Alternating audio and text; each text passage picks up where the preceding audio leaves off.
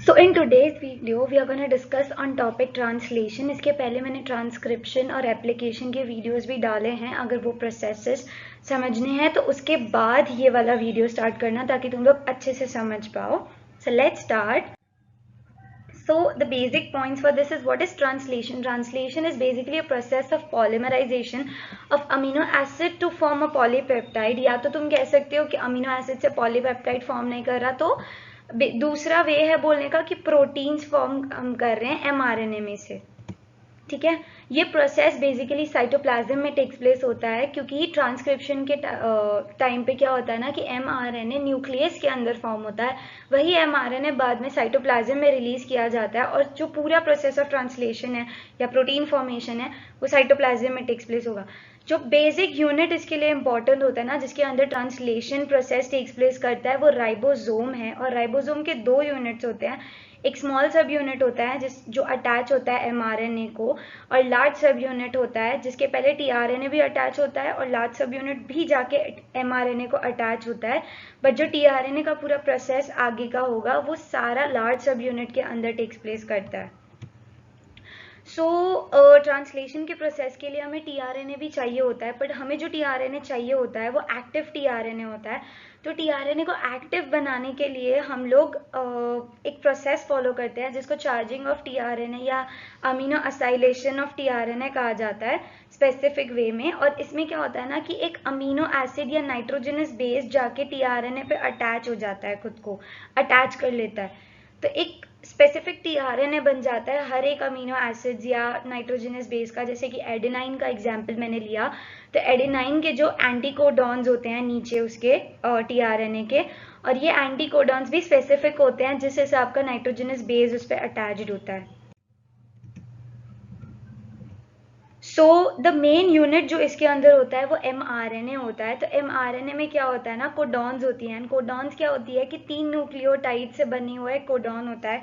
ऐसे 3 न्यूक्लियोटाइड जब एक साथ आते हैं तो वो एक पूरा कोडॉन बनाते हैं. तो एमआरएनए में ऐसे काफ़ी कोडॉन्स होते हैं, जिसमें से दो सबसे इंपॉर्टेंट कोडॉन्स हैं. पहला है जो स्टार्ट कोडॉन है, दैट इज एयूजी कोडॉन, और दूसरा है and codon, that is mRNA codon. MRNA के अंदर एक एंड कोडॉन भी होता है. और टोटल ऐसे 64 पेयर्स होते हैं डिफरेंट कोडॉन्स के. ठीक है, और इसके अंदर क्या होता है ना, एमआरएनए के अंदर एक अनट्रांसलेटेड रीजन होता है जिसको यूटीआर रीजन कहा जाता है. ये यूटीआर रीजन ना 5' जहाँ पे स्टार्ट कोडॉन होता है उसके पहले होता है, और 3' जहाँ पे स्टॉप कोडॉन होता है उसके बाद में होता है प्रेजेंट. ठीक है, जिसकी वजह से प्रोसेस जो है ना वो अच्छे से टेक्स प्लेस होता है ट्रांसलेशन का. ठीक है, so this is basically the diagrammatic representation of translation process.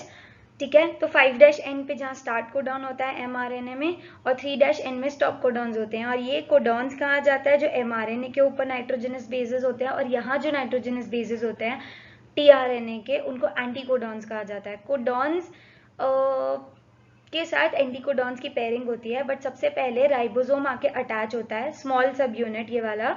ठीक है, फिर एक टीआरएनए आएगा, अटैच करेगा एयूजी कोडॉन को, स्टार्ट कोडॉन को, जिसके ऊपर एक पॉलीपेप्टाइड होगा.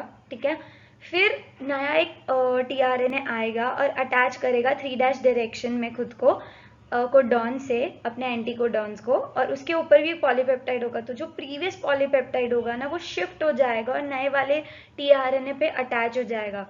और जो पीछे टीआरएनए थे ना अटैच्ड, जिनके ऊपर से पॉलीपेप्टाइड निकल गए हैं, तो वो यूनिट ऑफ राइबोसोम को लीव कर देंगे. ठीक है, ऐसे प्रोसेस कंटिन्यू होगा. 3' डायरेक्शन में सारे टीआरएनए आके लार्ज सब यूनिट ऑफ राइबोसोम में खुद को अटैच करते जाएंगे, और ऐसे पॉलीपेप्टाइड की चेन शिफ्ट होती जाएगी. एट द एंड क्या होगा ना, एंड कोडॉन पे पहुंचेंगे ये, और पूरा प्रोसेस का टर्मिनेशन हो जाएगा. दोनों राइबोसोम्स निकल जाएंगे, टीआरएनए भी चले जाएंगे, और टीआरएनए से अलग हो जाएंगे. ये पॉलीपेप्टाइड की पूरी चेन जो ग्रो हुई है ना वो अलग हो जाएगी. और ट्रांसलेशन का प्रोसेस साइटोप्लाज्म में जो ये टेक्स प्लेस होता है, प्रोटीन फॉर्मेशन होता है ना, वो बहुत जल्दी होता है. ये प्रोसेस बहुत फटाफट प्रोटीन फॉर्मेशन करवाता है, इसलिए this process becomes easy proteins form करने के लिए. ठीक है, तो here I explain the whole translation process point wise, जो मैंने पिछले डायग्राम में एक्सप्लेन किया था. मैं एक बार गो थ्रू कर जाती हूँ ताकि तुम्हें एक ब्रश अप मिल जाए. So translation starts when a small subunit of ribosome comes and attaches itself to the mRNA. Then the active tRNA comes and attaches its anticodon to the codons of the mRNA. Then the large subunit of ribosome comes and attaches itself to the mRNA. Later in the 3' direction, tRNA according to the codon's complementary pairing comes and attaches itself. Later the polypeptide from the previous attached mRNA shifts and attaches itself to the new tRNA. The process continues till it reaches the end codon where the termination takes place.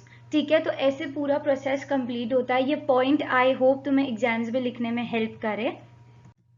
And so guys, this is the end of the video. Thanks for watching. Stay tuned for more such videos and do like, comment and share if you like the video. And अगर कोई भी doubts है तो मुझे comment section में आप पूछ सकते हो.